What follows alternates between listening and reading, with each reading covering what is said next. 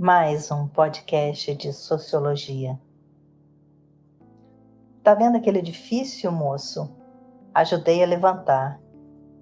Foi um tempo de aflição. Eram 4 condução, 2 para ir, 2 para voltar. Hoje, depois dele pronto, olho para cima e fico tonto. Mas chega um cidadão e me diz desconfiado: tu tá aí admirado ou tá querendo roubar? Meu domingo tá perdido. Vou para casa entristecido. Dá vontade de beber. E para aumentar o meu tédio, eu nem posso olhar para o prédio que eu ajudei a fazer. Tá vendo aquele colégio, moço? Eu também trabalhei lá. Lá eu quase me arrebento. Pus massa, fiz cimento, ajudei a rebocar. Minha filha, inocente, vem para mim toda contente. Pai, quero estudar. Mas me diz um cidadão: criança de pé no chão, aqui não pode estudar. Esta dor doeu mais forte, porque eu deixei o norte. Eu me pus a me dizer: lá a seca castigava, mas o pouco que eu plantava tinha direito de comer. Tá vendo aquela igreja, moço? Onde o padre diz amém? Pus o sino e o badalo, enchi minha mão de calo, lá eu trabalhei também. Lá sim, valeu a pena. Tem quermesse, tem novena, e o padre me deixa entrar. Foi lá que Cristo me disse: rapaz, deixe de tolice, não se deixe amedrontar. Fui eu que criei a terra, enchi os rios, fiz a serra, não deixei nada faltar. Hoje, o homem criou asas, e na maioria das casas, eu também não posso entrar.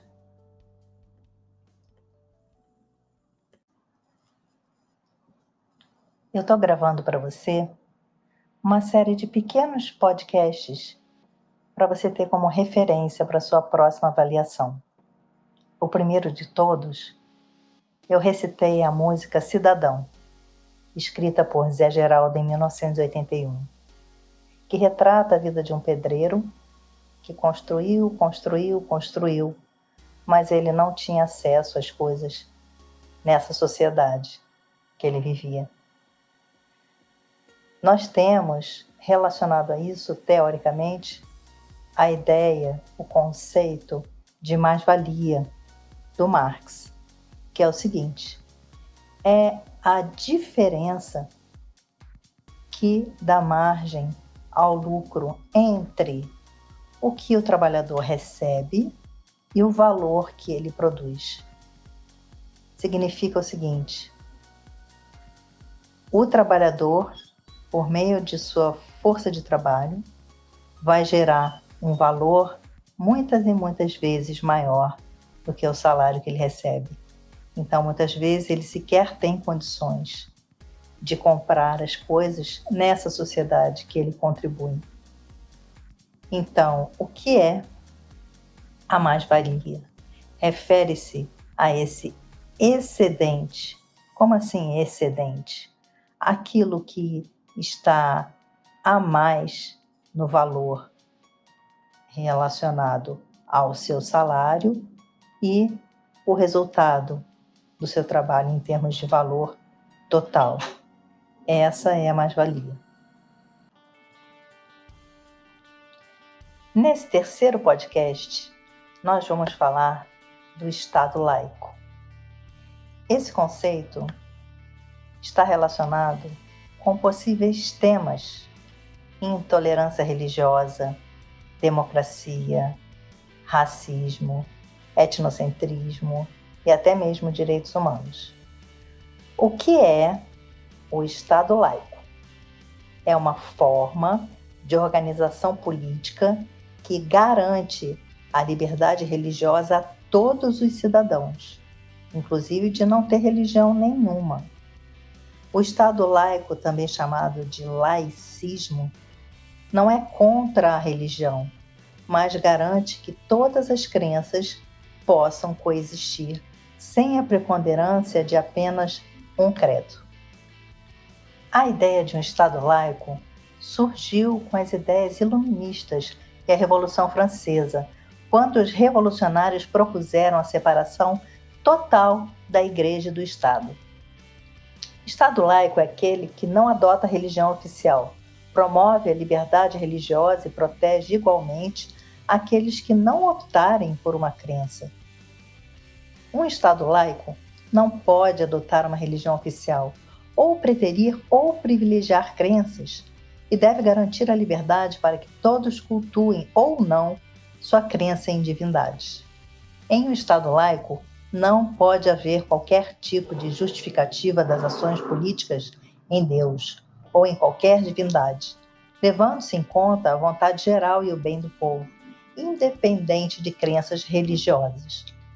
A necessidade de separar a política e a administração pública da religião deu-se após muitos conflitos religiosos vivenciados pela humanidade. Esse senso de liberdade religiosa foi bastante desenvolvido por um filósofo chamado Voltaire. Defensor da liberdade individual acima de tudo, o filósofo forneceu as bases para o pensamento iluminista e para o republicanismo. A concepção republicana, surgida no século XVIII, que lutava veementemente contra o absolutismo, incorporou em sua tradição a defesa da liberdade religiosa e de uma concepção de Estado e de educação laicos. Esse é o 4º podcast. Possíveis temas relacionados ao conceito de ideologia que a gente vai falar. Marx, Gramsci. A ideologia constitui uma das mais estudadas categorias de análise das últimas décadas, seja pelo seu poder de influência na sociedade ou para o fornecimento de base teórica sobre os processos históricos que modificaram e modificam a correlação de forças das classes fundamentais, burguesia e proletariado nos termos de Marx. Existem algumas diferentes perspectivas quanto à função que a ideologia tem na dinâmica das relações sociais. Se, por um lado, alguns teóricos a designam como sendo um processo que exclusivamente assegura à classe dirigente o controle sobre as classes subalternas, outros a compreendem como não somente um instrumento de dominação, mas como uma filosofia que possibilitaria a construção política emancipatória das classes dominadas, resultando na tomada de consciência sobre as contradições existentes na realidade do sistema capitalista. Em outras palavras, a ideologia também pode ser uma ferramenta para que as classes dominadas compreendam o sistema e como elas são dominadas, como elas são oprimidas. Se elas compreendem isso, essa ideologia pode se tornar uma força de luta para elas. 5º podcast. O intelectual italiano Antonio Gramsci refletiu sobre hegemonia cultural, conferindo-lhe novo status. Gramsci observava a história italiana e que seu desenvolvimento influenciava as relações de classe e os grupos intelectuais na produção da cultura deste país.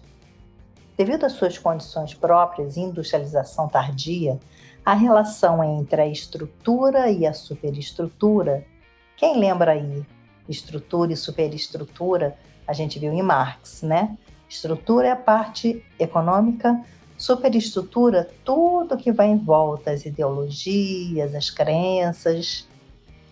Ok? Então, voltando. Devido às suas condições próprias e industrialização tardia, a relação entre estrutura e superestrutura foram percebidas de forma distinta do que tinha sido proposto por Marx. Para Gramsci, a superestrutura possuía enorme influência sobre a estrutura. Os intelectuais e as ideias que divulgam alteram a maneira como os homens se relacionam com a política e com os meios de produção. E o proletariado, para alcançar a revolução, tinha que conquistar também a hegemonia das ideias. Neste sexto podcast, a gente vai falar sobre uma dupla de conceitos, que são hegemonia e contra-hegemonia. A palavra hegemonia, do grego hegemonia, quer dizer direção, já era de amplo uso no movimento socialista europeu no início do século XX, principalmente entre os russos. No universo conceitual do marxismo contemporâneo, é geralmente entendida como capacidade de uma classe ou fração ou conjunto de frações de classe, um grupo social ou mesmo um partido, tem que dirigir outros segmentos sociais. A hegemonia gramsciana é, por isso, um tipo de direção consensual sobre os que aceitam ou consentem, e inclui uma dimensão coercitiva sobre os que se recusam, ou seja, os que extrapolam os meios de oposição considerados legítimos pelo grupo hegemônico. Vocês já viram numa reunião que fala assim, todo mundo está sentadinho, alguém faz uma proposta, vamos fazer tal coisa? Quem discordar, levanta a mão. Quem discordar, se levante. É muito mais difícil você fazer isso, levantar a mão, se levantar, né? Se destacar, do que você ficar sentadinho ou sentadinha na sua, quietinho, sem levantar a mão. Então, esse é um instrumento muito utilizado de coerção. Você já deve ter observado isso. Você faz uma proposta e fala assim, quem discorda, levanta a mão, não quem concorda, levanta a mão. Isso aí é uma estratégia, tá?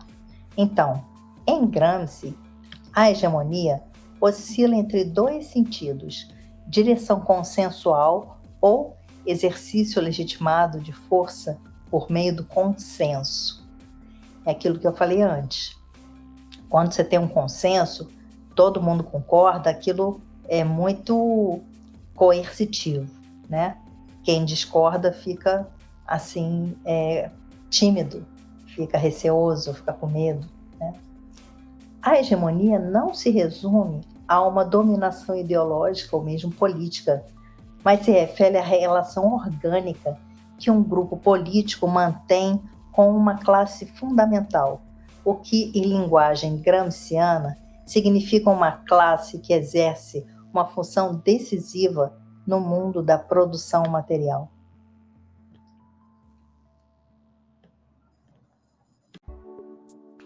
Podcast 7. Você provavelmente já ouviu falar das gerações X, Y e Z. A geração X é composta pelos nascidos entre 1965 e 1980. Sua estrutura familiar é diferente em relação à sua antecessora. São conhecidos também como Baby Boomers. Características: pai e mãe trabalhando fora, rotina familiar modificada pela presença constante da televisão, educação influenciada pela televisão. O casamento deixa de ser visto como algo eterno e torna-se cada vez mais comum a separação dos pais. Essa geração se desenvolveu mudando sua rotina pelo contato com grandes inovações tecnológicas de sua época e é caracterizada pelo consumismo. A relação com o trabalho é de comprometimento aos valores da empresa, ao ponto de priorizar a segurança do emprego em relação à qualidade de vida.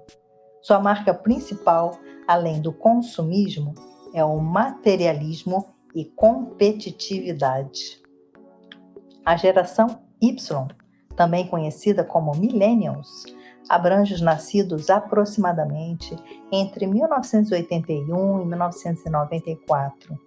Essa geração já nasceu num mundo bastante tecnológico e com uma qualidade de vida maior em virtude dos tempos prósperos, o que lhes conferiu autoconfiança e a busca pelo sucesso financeiro e independência pessoal. Tiveram maior tempo de estudo que a antecessora e, portanto, maior desenvolvimento intelectual. Gostam de trabalhar em equipe, mas não se adaptam bem à hierarquia rígida e, mesmo gostando de trabalhar em grupo, são individualistas. Imediatistas, têm pressa em consolidar a carreira e são exigentes tanto em relação ao trabalho quanto à qualidade de vida. Sua percepção é global, abstrata e conectada. Geração Z. Abarca os nascidos em meados da década de 1990, ou seja, 1995 em diante. Surgiu imersa no mundo digital. Seus componentes se sentem à vontade com qualquer recurso tecnológico e transitam entre eles com fluidez e facilidade. Esse comportamento de integrar dispositivos e informações com agilidade é chamado zapear e pode ser ilustrado numa situação cotidiana em que se consegue ao mesmo tempo olhar a televisão, o celular e o computador. A geração Z não conheceu um mundo sem a internet. Quem será essa geração, hein, pessoal? Sua conectividade inclui o interesse em desenvolver a autonomia pessoal, em alcançar pessoas e informações sem barreiras físicas e temporais. É claro, pessoal, que eu estou falando assim em termos gerais, né? Então, assim, a geração como um todo. Até dá para entender um pouquinho também essas diferenças que a gente, de repente, tem um certo conflito de gerações, porque as pessoas nascem em mundos diferentes, em contextos diferentes, né? Mas mesmo dentro dessas gerações, é claro que tem desigualdades e coisas que a gente não vai entrar aqui nesse podcast.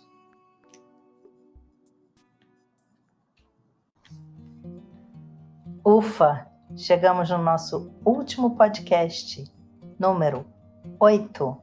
Vamos falar um pouquinho sobre direitos humanos, que é um universo enorme de informações.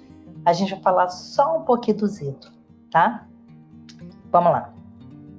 Os direitos humanos, né, é um conjunto de direitos fundamentais, os quais todos os seres humanos de todos os povos e nações deveriam usufruir pelo simples fato de existirem, de serem humanos, independente de sua classe social, etnia, gênero, nacionalidade ou posicionamento político. São direitos tidos como universais, aplicados a todos os homens e mulheres do planeta, sem nenhuma distinção. Se a gente tivesse isso interiorizado, bem provável que o mundo seria melhor, né, pessoal?